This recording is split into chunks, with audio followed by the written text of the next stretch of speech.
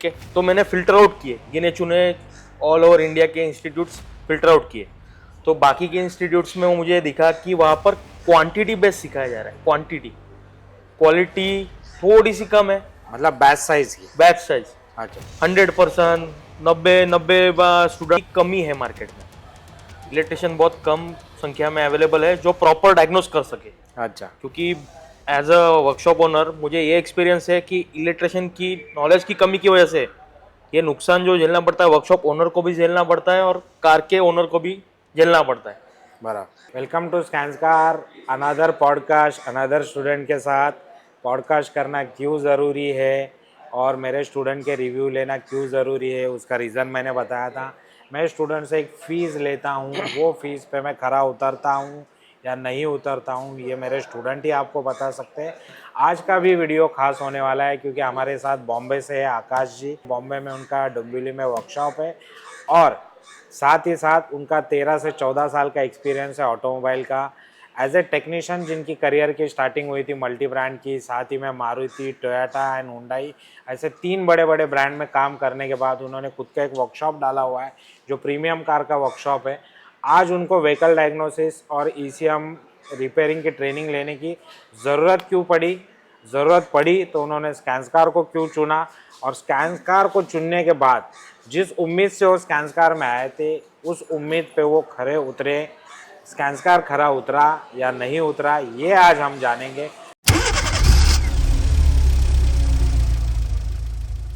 तो सबसे पहले आकाश जी का वेलकम करता हूँ। वेलकम टू स्कैंसकार के पॉडकास्ट में आपका स्वागत है।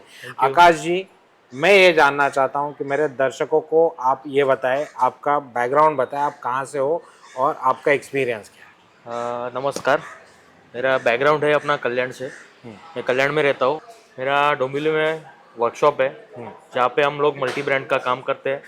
वहाँ पे हम लोग मैकेनिकल काम, इलेक्ट्रिकल काम, बॉडी वर्कशॉप का जो भी काम है, पार्ट सप्लाई हुए नए पुराने, वो सब काम हम लोग करते हैं। एज ए मैकेनिक तो आप काम कर रहे थे, एज ए इलेक्ट्रिशियन आप किसी से करवा रहे थे कि या खुद ही कर रहे थे। एज अ इलेक्ट्रिकल फॉल्ट में बाहर के इलेक्ट्रिशियंस हायर करता था। हाँ, जो आके आपके पास फ्रीलांसिंग वाले बंदे आके आपके पास काम करते थे। तो आपको ऐसा क्यों लगा कि ये मेरे को ही सीखना चाहिए? क्योंकि देखो कैसे रहता है, कोई वर्कशॉप चलाने के समय पे हर चीज़ें हम ही करते रहेंगे तो बाकी के लोग क्या करेंगे, ये सिंपल एक रीज़न सिंपल है। फिर भी आपको ऐसा क्यों लगा कि मुझे इलेक्ट्रिशियन का काम भी समझना चाहिए और ईसीएम का काम भी समझना चाहिए, ऐसा आपको क्यों लगा? सर, पहली बात ये है, मार्केट काफ़ी वास्ट है, बड़ा है, लोगों के पास गाड़ियाँ बहुत ज़्यादा है और इलेक्ट्रिशियन की कमी है मार्केट में। इलेक्ट्रिशियन बहुत कम संख्या में अवेलेबल है जो प्रॉपर डायग्नोस कर सके। अच्छा। क्योंकि एज अ वर्कशॉप ओनर मुझे ये एक्सपीरियंस है कि इलेक्ट्रिशियन की नॉलेज की कमी की वजह से ये नुकसान जो झेलना पड़ता है वर्कशॉप ओनर को भी झेलना पड़ता है और कार के ओनर को भी झेलना पड़ता है। बराबर। इलेक्ट्रिशियन अगर प्रॉपर नॉलेजेबल पर्सन नहीं रहेगा तो वो बोल देगा ये चीज़ खराब है, ये डाल दो, ये नया चीज़ डालोगे आपका प्रॉब्लम सॉल्व हो जाएगा।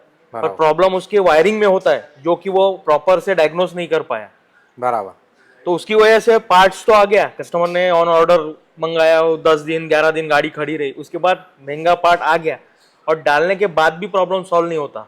तो उस समय कस्टमर का चेहरा देखने लायक होता है, वर्कशॉप ओनर का चेहरा देखने लायक होता है। तो ये टाइम पे आपने सोचा कि मुझे खुद डायग्नोसिस सीखना है।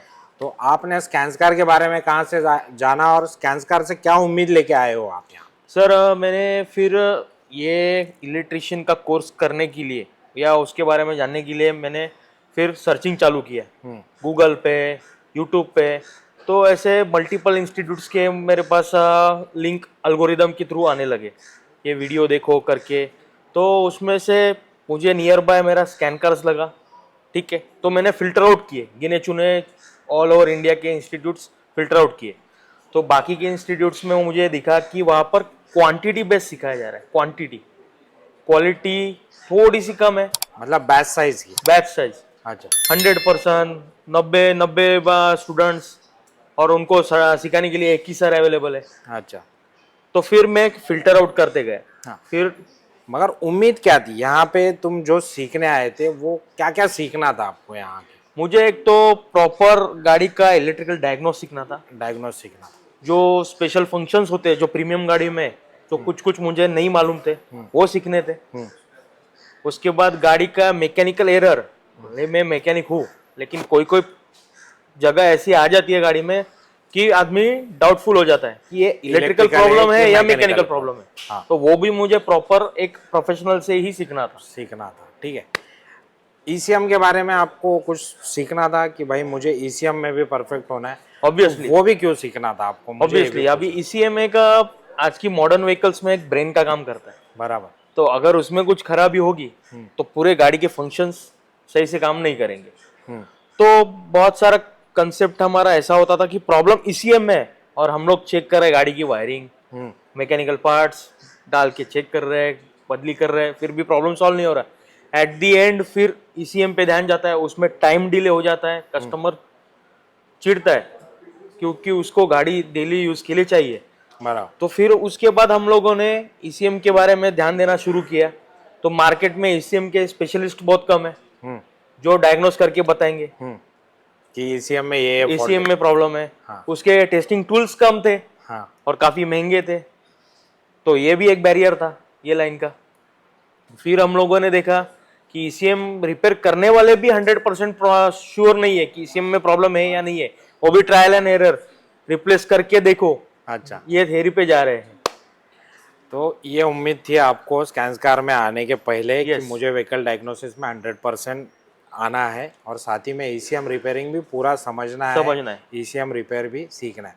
एक छोटा सा सवाल, शॉर्टकट में आंसर, व्हीकल डायग्नोसिस आपकी परफेक्ट हुई, यस 100%, ईसीएम रिपेयरिंग आपकी परफेक्ट हो गई 100%। 100%। अब हम आएंगे ट्रेनिंग के ऊपर सवाल। Okay, अभी आपके जो ट्रेनर थे चेतन सर, चेतन सर, आपके जो ट्रेनर थे फरीद फरीद सर, ठीक है, फरीद सर ने आपको व्हीकल डायग्नोसिस सिखाई, यस सुशांत सर उनके साथ थे। यस। मुझे एक बात बताएं, व्हीकल डायग्नोसिस में आपको इस इंस्टीट्यूट का कौन सा पार्ट अच्छा लगा?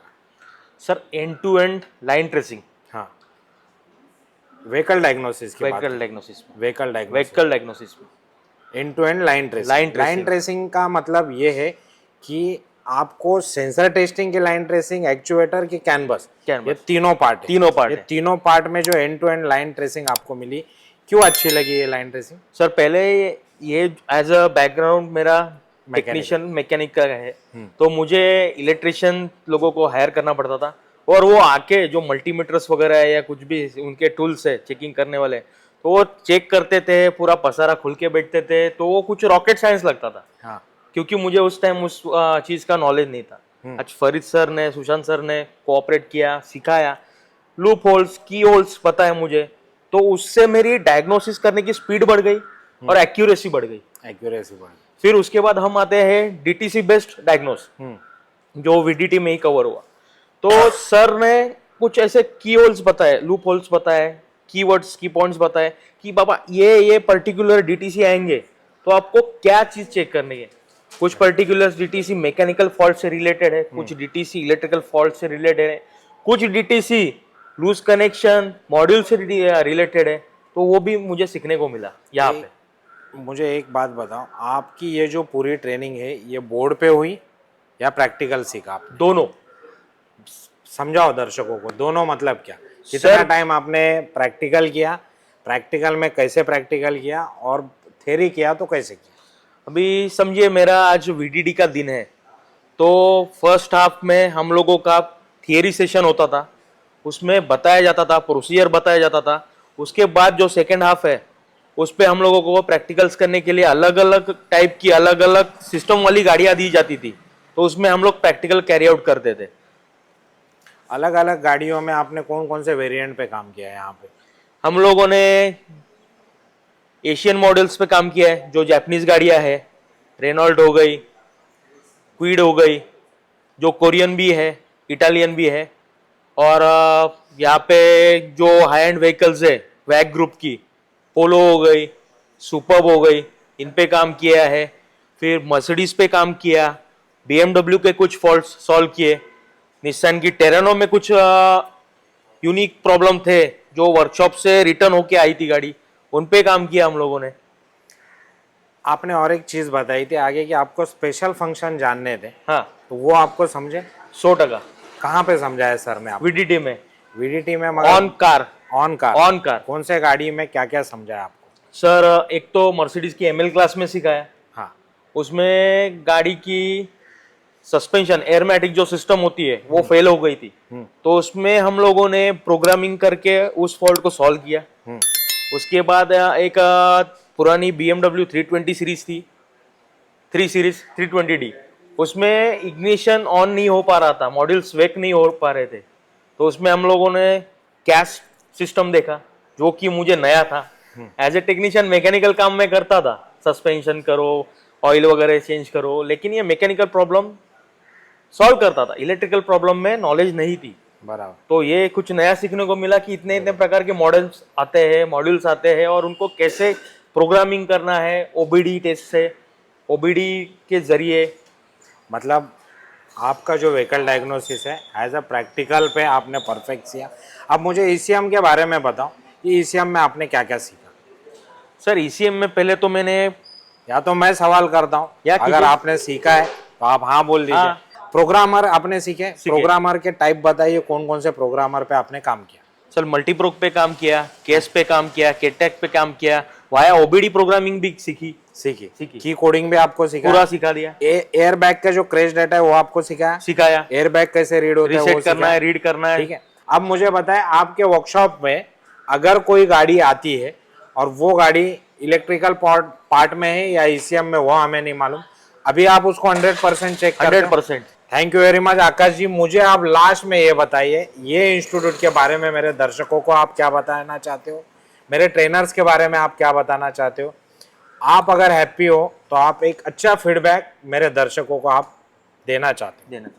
सर सबसे पहले हम जो टेक्निकल बैकग्राउंड से आते हैं, तो एक बजट फ्रेंडली कोर्स है ये, और एंड टू एंड एक एक रुपीज वैल्यू फॉर मनी है।